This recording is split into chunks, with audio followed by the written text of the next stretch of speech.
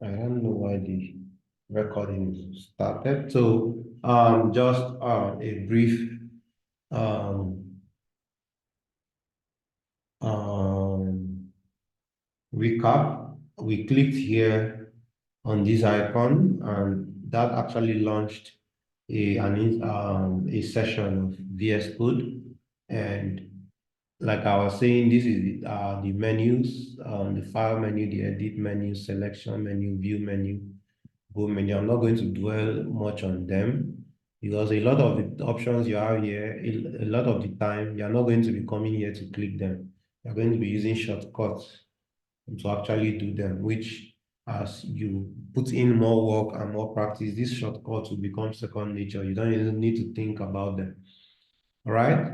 Now, what I want you to pay more attention to is other things on this display, such as this icon. Now, this icon is VS Code Explorer, which actually shows you the project you are currently working on. Now, currently, we have not added a project here, but if we do add a project, this is where you see the files that you have in that project. I'm going to demo that very quickly as we continue in this demo session. Now, this is for search. If you are looking for something within the project that you are working on. And then as time goes on, maybe one day you'll see me actually demo the use of this guy. This is source control or something that actually controls Git, which you just installed. And you also see it how you practically use it um, as we continue in these demo sessions. Now, this is a tool, an icon for debugging code. You will also get to learn how to use this. Now, this part is where I want you to pay attention. This icon is what I want you to pay attention to right now. It is mostly referred to as your apps market, extensions market, or whatever, but from VS Code, they call it extension. So this is where you look for extensions to actually add to your device. Now, if you go to if I actually switch to this, you'll see I can filter by the ones that I've installed, right? I think this is already updates disabled enabled. Okay, this is already filtered by installed. Now, I want you to install a couple of, I think a more precise list to be given to you after now of the extensions you need. But the basic ones you would need for VS Code right now is an extension called Prettier, right? So it's already installed on my PC or on my VS Code. That's why I don't see the install button. So if I had not installed it, you see a button like this, which you can just click and then it will install Prettier as an extension on your PC. Now, another extension you will need is uh, Live Server. Live Server, you can also see that it's also already installed on my PC, so I don't need to worry about installing it again. So you could just see the install button and then you click on it and then you install it. All right. So like I said, a more precise list is going to be given to you either in your lessons or on one of your groups. Just go ahead and just search them here. So I just showed you how to do it so that you know how to install them when you get the list. So if you get the list, all you need to do is come, you click here, and then you type the name of the extension here. And the moment you type it here, it will actually display your options. And then you can just click install to install it. All right. So with that out of the way, I'm going to demo how you actually get a program or a folder to display. There are various ways. But let's assume on my desktop, right? On my desktop, I go ahead and I create a folder on this desktop that I would want to be using for web development. Now, this is the new folder I just created. I'm going to move these guys upward. Let's call this, let's rename it as TechVas projects, for instance. Let's say this is the name I named the folder. You can actually name it anything of your choice. And let's say this is how where you want to organize all, and for clarity's sake, this organization and all is just a something you could do. It's not as if it's written in stone. All right. So you could decide to organize them this way or however you want. That will make more sense. But it's always good to have everything in a single folder so that you're not looking for everything here and there. When you want to look for everything that regards TechVas, you can always come to this folder and get it. And then, so maybe here you have something like, I don't know, a new folder called HTML, and maybe another folder here called CSS. I don't know how you would like to actually arrange them, but this is not the name of the project you're currently working on. It's just a way to arrange the projects you did when you are doing HTML and when you are doing CSS. Now let's assume in this HTML, let's assume it's your second week and you want to do a personal portfolio or a personal website, which is one of the things you should be prepping up to do at the end of this week. You'll see it in your projects if you've gone through the week. So at this point now, I just need a folder within this HTML that says personal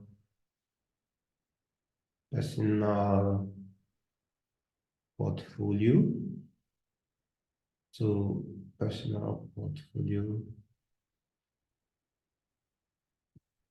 And now to get this folder into VS Code is what I want to really demo to us. Now I could actually drag and drop this folder onto VS Code.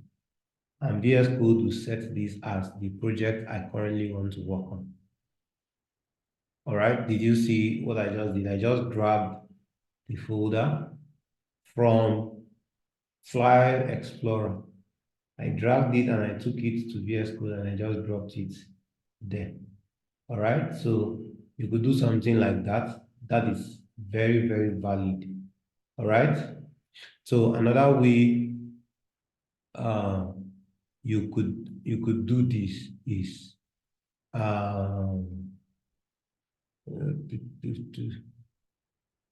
another way you could do it is you could, let me just close this out to demo that. Close. You could, one moment, Joshua is here. You could right click on this folder, all right? And when you right click on it, you see more options. But in some of your cases, you might see open with directly here and you open with VS Code, but I need to go to more options and I see open with code. So with this option, I can just come here and I'll have something similar to what I had when I dragged and dropped the folder onto VS Code. All right. So this is another way I could actually bring this folder that I want to work on this folder right now in VS Code. All right. Now, Another way you could do it is through the terminal. All right. So if I wanted to actually have this inside the terminal, I could do that.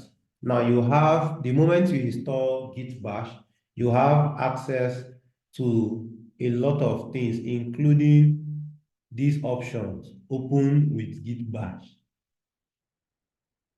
open with Git Bash. So you could also open this folder with Git Bash. And once you have it here on Git Bash, you could type something like code space dot, and this project will automatically open with VS Code. Now this is saying, look, where I am currently, I want you to open, um, I want you to open the current directory where I am with VS Code. That's what this dot means. All right, so it will open, you can see that it actually opened the whole of HTML. Now, HTML has a folder inside. Now, if I wanted to actually open just personal portfolio, now that I know that I'm in HTML, I could just cd into portfolio. Now, as you actually personal portfolio, what I did now was type PER and then I hit tab on my keyboard. Now, when you're on your terminal or on Git Bash or any other um, terminal tool you use, when you type a folder or a file that is in your current directory and you press tab, it actually auto completes it for you, which is what I just did to get personal portfolio, and I'll hit enter. Now it has just migrated me to the folder. You can see it. Before it was just ending at HTML. Now I have slash personal portfolio, which means I'm currently in the personal portfolio folder. So if I type code dot space dot and I hit enter, and in case you are wondering what I did to get the previous command I typed, I use the up and down. You can use the up and down arrows on your keyboard. So I just use the up arrow to get the previous command that I typed, and I'll just hit enter. And then it opens this a similar thing that I opened a while ago, but now you can see that it's no longer the whole HTML, but just personal portfolio is what is opened. Now, the moment this is open, I can begin to create files or even folders. Now, this option is for creating files. You can see from the the hover this thing that's telling us that it's a new file. You could also create a new folder, right? You could also do a refresh of the whole file or close every file or folder that is open.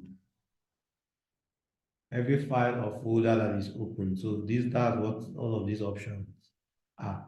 So let's assume I just, for the sake of this demo, I just want to create a basic HTML and CSS files here. All I need to do is hit this new file icon, and I'll type HTML dot index dot HTML. Now, index is the name of this file, and HTML is the extension. Anything after the dot is the extension, at least for this basic project that you are doing. Now, it means that this file that I just typed is a HTML file. Now, the moment I hit enter, this file is created. And if I want a boilerplate of the whole HTML setup that you've been learning since last week, which comprises of the HTML tag, opening the doc type at the top, the HTML opening and closing tag, the head tag containing the title tag, and then the the head tag could also contain other tags such as the link tag, and a lot of other tags. or the body tags, which contains the structure of your project that is actually visible. So you could actually get the boilerplate given to you without much pause. All you need to do is you press your is it bang or exclamation mark command button, rather not command, the button. And if I hit enter now, it will give me the whole boilerplate. Now, how did I get this exclamation? All I did is press shift and number one button, and I get this, and I hit enter, and you can see that it has given me the entire boilerplate of the doc type, which is HTML, the HTML opening and closing tag, the head tag containing meta tags, and the title tags, and then an empty body tags. All right. As we all know, this title tag tells you what will display um, at this part of your project. So this top part or navigation part. Now, this project that we just created, one moment. Um, this project that we just created, if I wanted to run it, let's say I now copied the parts. Um, there are a lot of ways I could actually run it. I could open it with live server since I have live server already installed, and it will open on my machine. Now you can see that on the top of this machine or this browser at the navigation um, on top of the title bar of the browser, I have documents. Now, if I do a quick update of, of this document, let's say I change it to bright, bright website, for instance. If I save this, you see, live server auto refreshes the page for me. You can see that this place now has been updated to Bright website. So this title part of the head is what controls that part for you. All right. Now, as time goes on, you might be introduced to things like favicon, which you will have also in this head. That this if you look at this same part again of your browser, you can see a small icon that follows the title of your project. So those icons are called favicons or fav icons. Um, However you want to call it, but later on in these demos, you would actually know, or in one of your readings, you would discover how you could set the fav icon to display an icon for you. All right, so uh, we have the body parts or the body which controls everything that shows in this part. Now you can see that my page is completely empty, blank, white. Why? Because my body part of the body part of my project is empty. All right. So let's assume I have a H1. Now you should understand that H1 for every HTML file that you have, you should only have one H1 because H1 means the title of the entire project. So at this point now, maybe I might just have write welcome to write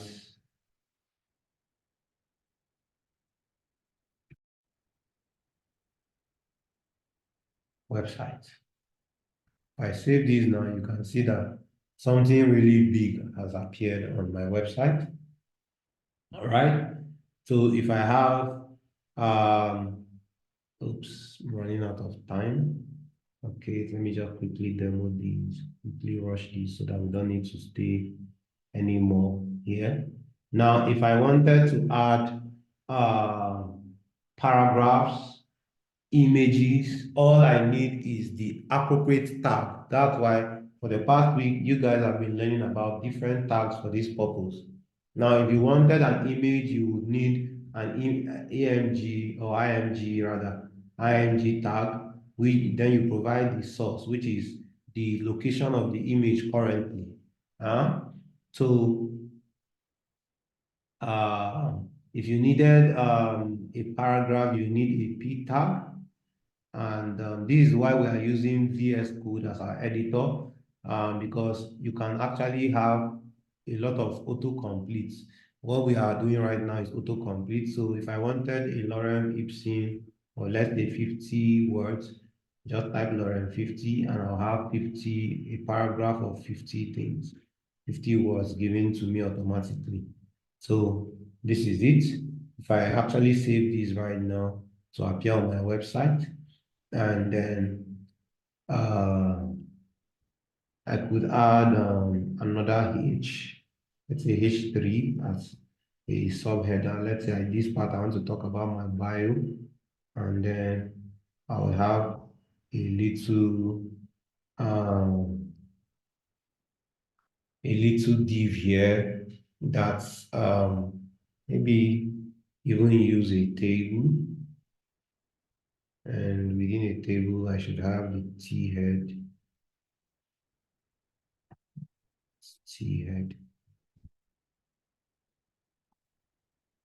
and oops, one out of time. So basically, this is actually setting up the parts. Okay, here I need the data for the table head. I would need maybe what could be. I have not talked about the contents that could be here. Let's just use something. Let's say name. I don't know. This is just out of the blue, and I will just have these duplicated. Maybe here I will have year. I don't know. And in the T body, I will also have data there. Maybe here I will have something like, don't know, maybe primary. In that one, I would have, I don't know, TD again, maybe 2023. Now, this is just basic on how to have a structure. All right. So this is how you have a table in your project. And that's why you see them appearing in a tabular structure. All right. So now this is a way of actually putting content on your page. Now, if we needed a CSS, I'm sure you would go through the different ways you could have CSS, but I'm just going to demo one for time's sake, which is the external CSS file. Now, you could create a CSS file here. Let's call it styles with an S, styles.css. And I'll come quickly to this place and link it to my websites. So what I need is a link with source. So I selected the one for CSS, and after selecting that, let me make this full screen. After selecting that, you see that it gives me a ref. Now this ref is the name of the file I just typed, as well as the location. Now, for these, the current location that we have, because of these guys are in the same place, All I need is a dot and slash here. So this dot and slash is telling me just go one step to the root of this project and I'll get the style sheet there. Now, the moment this is added, if I target any of these parts, let's say we target the head and we add a class to it, and we call this title. Let's assume we call it title. Now, if I pick this key and I take it to my CSS, all I need to do is put a dot because I'm using a class. And for if I was using an ID to be different, I'm using a hash symbol or dollar, is it the pound symbol? I don't know how you call it, but it's hash for most people in Nigeria. And I would have the title as the keyword. And let's say I want to apply a font size of, I don't know, maybe 200 pixels to that title, and then I want to make the background of that title to be red.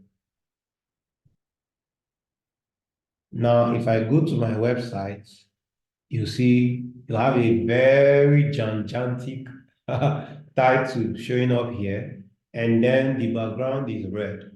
Now, because font size in CSS actually controls how big, and let's reduce this to maybe 100, how big the text of your site is. Now, I'm sure if you've done most of the readings, you'll now be familiar with some of the rules you apply in CSS to get what you want. So go ahead after this video. I've shown you how to actually connect the files, and I've shown you how to have your classes, how to attach your CSS file, how to create the CSS file within a folder, how to create the HTML file within a folder, the CSS file within the same folder, how to even connect the style sheets to the HTML such that when you write your rules in your CSS, they actually apply to your page. Now, we would like to actually have you practice this because it all boils down to practice, practice, practice, practice. Now, I don't know if you have questions. If this meeting is about to end, so just for us to actually have the link again, I'm going to end it right now, and then we'll jump back right onto the call. All right. So see you in a jiffy.